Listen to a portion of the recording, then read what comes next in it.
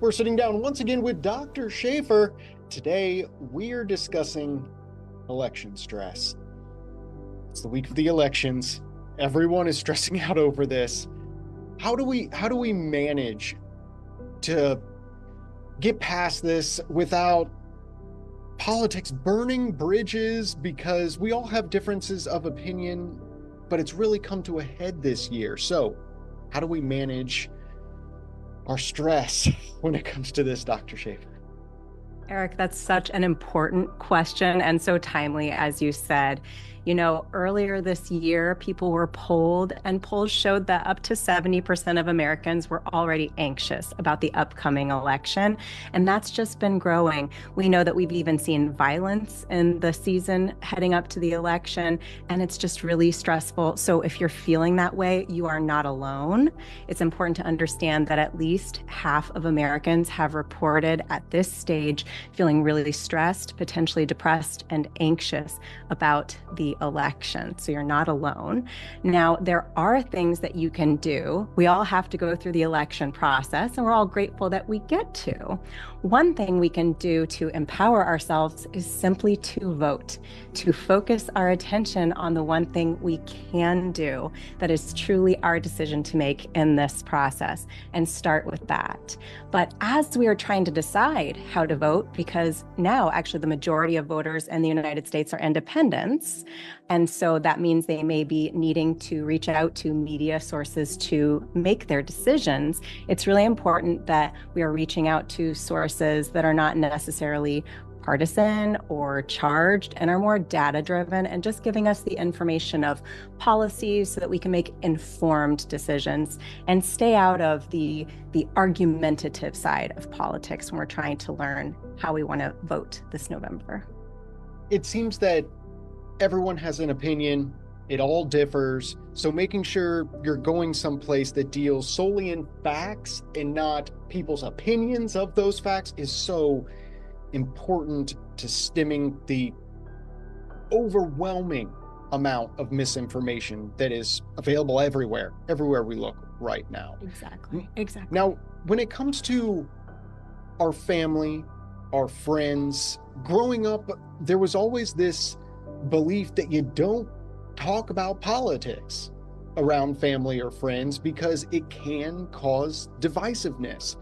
That clearly has gone out the window because I hear people bringing up politics in almost every conversation that we have. Even things as simple as, hey, what do you want to do to dinner tonight? Somehow it shifts to, where are you politically? How can we stop this? How can we get back to the mentality that someone's political affiliation is deeply personal in their own business and none of yours?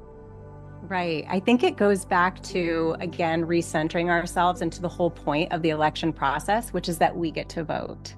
And we even get to go into a private space where no one can influence our vote, where we can really vote our conscience, right? That's the entire process to protect that. So when we are talking to people about politics, if we make the decision to do so, making sure that we are respecting their autonomy and being mindful of that in those discussions. It's also really important when we're having these discussions that we are aware if there are children present, because as you said, a lot of these discussions are happening in spaces, in homes, in communities, and children are overhearing them. And if they're not just hearing facts, like we discussed finding on good media resources, but they're hearing emotions and strong opinions, one, they're really not at the level of capacity of their neural development to understand those concepts, but then they will repeat them. They will mirror the behavior that they see and the adults that they look up to.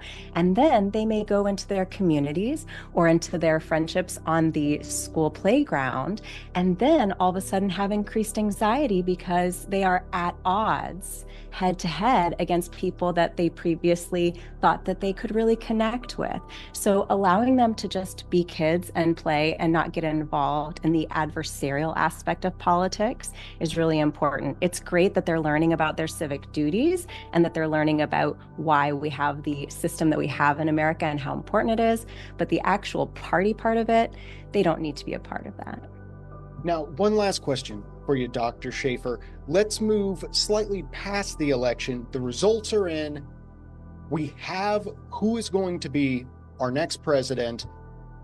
Whether it's the candidate you voted for, the candidate you didn't vote for, how do we just come to terms with that, accept things, and move on? Because the great thing about this country is every 4 years, we have a new president. So it's not something, this is not a life appointment. So people acting like the world is going to end because their candidate didn't come out on top, how do we navigate that? Well, Eric, that is so important to gain that perspective. And a big part of it is coming with the anxiety, which is basically planning on a future that we don't know will happen or not based on fears from our past and things that maybe we have experienced, to avoid catastrophizing at all costs and try to stay centered in this moment and work towards creating things in our community. If we don't like a policy, what can we do? And remembering, like you said, that we do have the opportunity to vote again in 4 years. So try to stay focused on this moment, what you can do to help your community, and trying to help your own mental health by not catastrophizing. Thank you so much, Dr. Shafer, because the stress is almost palatable in all communities across this country right now. The stress is really setting in the closer to election day we get. So thank you so very much for this insight. And we're going to make sure links to Dr. Shafer's website and her wonderful podcast, Talks with Dr. Shafer, it's all going to be available after the show today over on our website, 9and10news.com.